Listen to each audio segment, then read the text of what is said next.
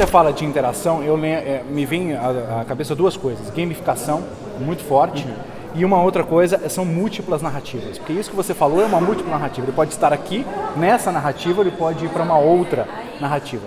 Você acredita que no futuro a gente vai ter, por exemplo, a gente até já conversou sobre isso internamente, um filme em que você tenha múltiplas narrativas ou, quem sabe, infinitas narrativas dentro do mesmo filme? E aquela preocupação que até o Spielberg colocou de você vai ter que te chamar para a narrativa. Não, ele vai ter disponibilidade de 10 filmes no mesmo filme ou de infinitos filmes, dependendo de como ele conduzir, né, a visão dele, o caminho dele. Você acha isso possível ou isso é muita... Vai acontecer. A questão é a seguinte, você tem um dilema, né, é um dilema que quem é contador de histórias usando game como plataforma já vive esse dilema hoje, mas como a realidade virtual é multidisciplinar nesse aspecto, que pega elementos do mundo dos games e pega elementos do mundo do cinema, e tem muita gente que faz cinema que vai querer fazer realidade virtual, muita gente que faz game que vai querer fazer realidade virtual, mescla um pouco.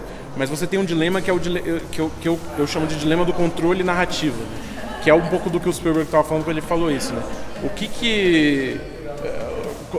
Como é que eu conto a história que eu quero contar se a pessoa, primeiro, tem liberdade para olhar para o que quer, ponto 1, e pior do que isso, se ela tem impacto sobre essa narrativa, né? Por que isso? Porque quem começar a experienciar experiências interativas de realidade virtual vai logo perceber, e essa é a minha opinião também, que as experiências onde você tem impacto narrativo, que não são passivas, digamos assim, não é simplesmente você tá lá e não sabe direito que tá, né? Você não influencia esse mundo de forma nenhuma, né? São menos relevantes, são menos impactantes do que as que você tem realmente um grau de interatividade. Quando eu dou palestras sobre realidade virtual, eu gosto de dar um exemplo, o Grand Theft Auto, né? Você pode pegar o Grand Theft Auto como um exemplo de um game que eles chamam de narrativa emergente, né? Que é você tem acesso a esse mundo interativo, então você conta a sua própria história, você explode tudo ali, né? É o grande exemplo disso. Mas o que acontece quando a Rockstar, a criadora do game, quer te contar uma história com ator de Hollywood fazendo voz e tudo mais? Você pisa num botão ali e vira um filme. Vira um filme, você não faz nada. E vira um filme tão linear que quando ele te dá controle de novo, você tá lá na missão, se você falhar a missão, game over, tem que fazer de novo. Não tem desdobramentos, ou seja, qual é o seu impacto real naquela narrativa? Zero. Agora, qual é o impacto que eu tenho na narrativa quando eu tô caminhando pelo mundo aberto? Putz, eu posso contar a história que eu quiser. Que história é essa? Não é a história que o cara queria que eu contasse. Sim. Entendeu? Então esse é um pêndulo, né? E assim, aí eu tive a oportunidade de conhecer um dos desenvolvedores e ele me falou um dado que eu achei interessante. Qual que você acha que é a mais legal, né? Olha isso, só 30% dos jogadores de GTA fazem a história inteira. 70% fazem a primeira missão para desbloquear o mapa e acabou, nunca mais toca na missão, fica só no mundo. Aí eu te pergunto, qual que é a mais impactante, mais relevante? A que a pessoa tem um impacto narrativo. Mas daí você não está usando o ator de Hollywood que você pagou centenas de dólares, milhares de dólares. Então assim, é um dilema muito grande. Eu acho que é isso que o Spielberg entra um pouco nessa questão assim, de se você dá o controle de impacto narrativo, né, como que funciona? Né? E aí tem uma... Desculpa se eu estou me alongando aqui. Não, tá ótimo. Aí, isso é uma coisa que não está resolvido nem tecnologicamente, né? Porque se eu começar a fazer uma narrativa que eles chamam de branching narrative, né? Que é uma narrativa com galhos, digamos assim, né? Que você tem um ponto de decisório aqui, e aí você tem A e o B. Aí aqui você tem...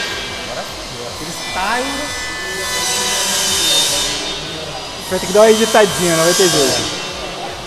Continua? Você tem assim, um ponto decisório aqui, que gera A e B. Aí você tem esses dois A e B, esses dois A e B. Dali a pouco você tem uma narrativa tão grande que é inconcebível você criar isso, né? E conduzir isso. Aí o que os games fazem para resolver isso? Os games usam truques, né? Às vezes você tem uma ilusão de decisão, né? Então, vários games, principalmente os da Telltale, fazem isso, né? De você ter uma ilusão de decisão importante, narrativa, quando na verdade se você jogar o jogo de novo, você vai ver que é tudo mentira. Porque se você escolher as duas coisas no final. E aí como eles fazem isso? Eles botam 1 ou 2 pontos decisórios que realmente têm impacto narrativo. O personagem morre e ele não tá lá no final. Esses 2 pontos são realmente... Quando você coloca esses 2 no meio de um monte de fake decisões, você tem uma ilusão de decisão que já é um pouco suficiente. Mas isso é o ideal? Não é. A gente está explorando vários modelos de interação, mas aí eu coloco outro exemplo que eu gosto de dar.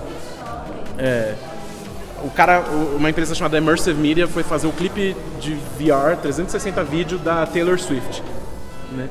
E aí a primeira versão do que eles fizeram desse vídeo, eles tiveram que jogar fora inteira. Porque eles falaram assim, vamos fazer a pessoa sentir que ela tá numa festa de aniversário da Taylor. Então juntou as amigas da Taylor, a Taylor Swift ali, só que elas ignoravam a câmera. Elas não olhavam pra pessoa que tá ali e ficavam... Aí todo mundo que botou isso ficava triste. Porque a sua relação com aquilo... A sua relação que você tá na festa da Taylor, mas ninguém me conhece, eu tô sobrando aqui, entendeu? Você precisa ter essa relação, oi, tudo bem, vem comigo, né? Essa relação de considerar o espectador, mesmo num vídeo não interativo, é passivo, tá? É um vídeo. Tem que considerar o espectador um personagem. Porque isso ganha um grau de importância e relevância. Isso é uma coisa que muita gente que faz vídeo às vezes não faz. Não considera o espectador um personagem. Essa pessoa tem aqui minha altura, ela tá aqui com a gente conversando. Entendeu? Então se a gente até agora ignorou ela. Então se a gente ignorou essa pessoa aqui, coitada, você acha que não teria muito mais relevância se a gente tivesse... Aqui nessa entrevista não, mas... Teria muito mais relevância se estivesse interagindo com ela de alguma forma. E fazendo ela sentir que ela tá lá. Porque daí você tem uma coisa de presença social também. Você tem uma coisa de a pessoa sente que ela tá lá de fato. Isso ganha um grau de empatia, de interação muito maior, mesmo no conteúdo passivo, mesmo no conteúdo não interativo, digamos assim. Então, aquele gráfico que eu mostrei, que a gente mostrou na palestra, né, de o eixo do impacto e o eixo da existência, né? Se você tem que existir, você tem que ser um personagem desse mundo para a realidade virtual realmente ser interessante e impactante. E quanto mais impacto eu tenho na narrativa, mais desculpa, eu estou falando por 40 minutos com uma pergunta. Não, sim, mas e aí você me fez trazer uma outra coisa que é uma outra loucura da minha cabeça também, que a gente já conversou internamente, que é assim, você como TV Record é um canal, você está ali para poder prover conteúdo, ok? E eu vi também você falando sobre transmídia. E aí quando você vai para transmídia, você tem N plataformas no qual o conteúdo, e muitas vezes grandes narrativas até, são feitas pelos usuários e não uma coisa corporativa, né? Pensando em realidade virtual e no que vem a seguir, né, essa coisa de multinarrativas, como é que você, não só como entusiasta, mas você também como veículo, você enxerga essa enxurrada de produção, né, em que Facebook está se adequando, Google está se adequando, todas as grandes plataformas estão se adequando para jogar isso tudo no mercado e deixar isso disponível. Como é que você enxerga isso? Como é que você vê isso? Essa quantidade de conteúdo em VR, em 360 sendo gerado e sendo disponibilizado. Quando eu falo em transmídia, necessariamente é porque isso aqui não é televisão, né? Isso aqui é um outro meio, você absorve ele de uma forma diferente, assim como o conteúdo online é outro meio. Então transmídia no sentido do multimídia, na verdade, né? Que você está usando plataforma.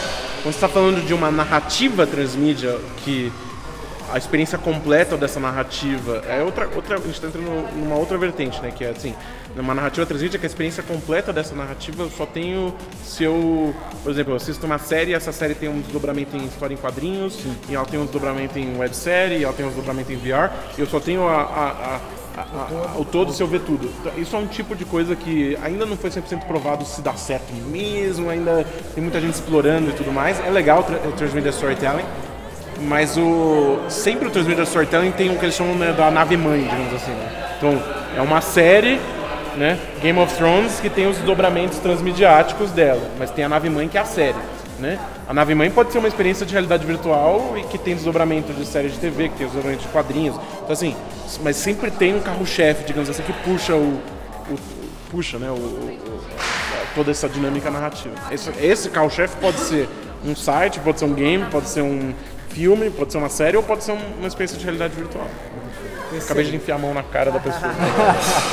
Massa. Bem, infelizmente eu tenho que terminar. Eu tô falando por 40 minutos aqui, desculpa. Não, foi um prazer enorme, Ricardo, mesmo. Muito bom.